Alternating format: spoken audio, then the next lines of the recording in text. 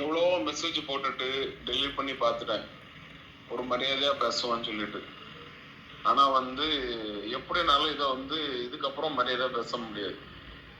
அதாவது உங்க அக்கா இறந்து ஒரு வாரத்துக்குள்ளால அவனுக்கு போன் பண்ணி ஜோயல்கிட்ட உங்க அக்கா நகைய காணலன்னு கேட்க பத்தலாம்.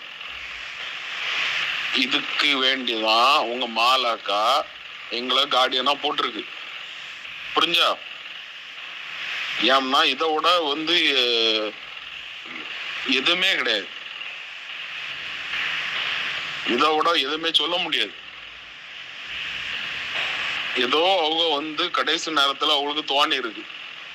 அதனாலதான் அந்த கார்டியனா எங்களை போட்டது. ஏன்னா ஒரு வாரத்துக்குள்ளாலே அவனை போன் பண்ணி இங்க நகை இல்ல, நீங்க எங்கெங்க போய் என்னென்ன எல்லாம் விசாரிச்சீங்கன்னு எல்லாம் எனக்கு தெரியும். அங்க ஒவ்வொரு இடத்துலயும் பேங்க்லயும், கேனரா பேங்க்லயும், கேனரா பேங்க் இல்ல ஐஓபிலையும் எல்லாத்துலயும் நீங்க பண்ணது எல்லாமே எனக்கு தெரியும்.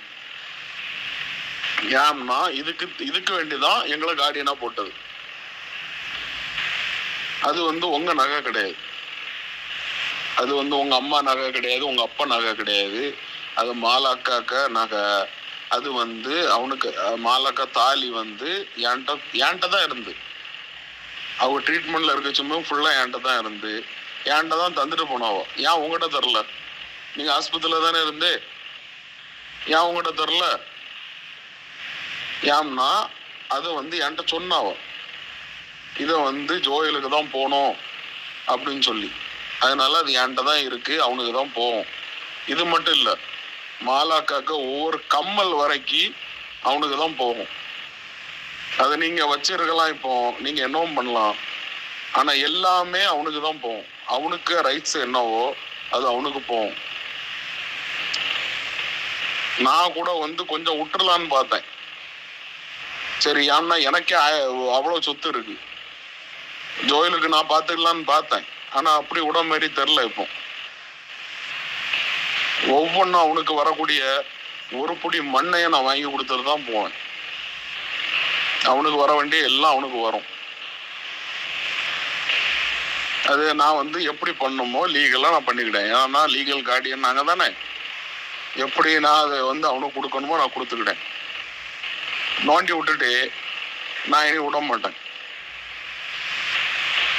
ஓவரா நோண்டக்கூடாது. நாங்க நிறைய பண்ணலாம், சரியா? நாங்க வெளியே இருக்கோம்.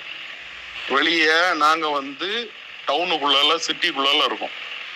எங்களுக்கு நிறைய கிரிமினல் எப்படி வேணாலும் கொண்டு போறோம். அந்த ஒவ்வொரு கிரிமினலும் கிடையாது, அவனுக்கு வேண்டி அவனுக்கு வரக்கூடிய பங்கு அவனுக்கு போட்டு. எனக்கு சொத்துல 1% கூட உங்க சொத்து கிடையாது, அது மட்டும் தெரிஞ்சுக்காங்க. நீங்க காட்டுக்குள்ள வச்சிருக்கீங்க எவ்வளத்தையும். எனக்கு வீடே 10 கோடிக்கு மேல போகும். எனக்கு எனக்கு சொத்துல 1% கூட உங்க சொத்து கிடையாது. இது சொத்தை பத்தியே கிடையாது, பைசாவை பத்தியும் கிடையாது. நான் எல்லாத்தையும் விட்டுலாம் தான் இருந்தேன், ஆனா இனி விட மாட்டேன்.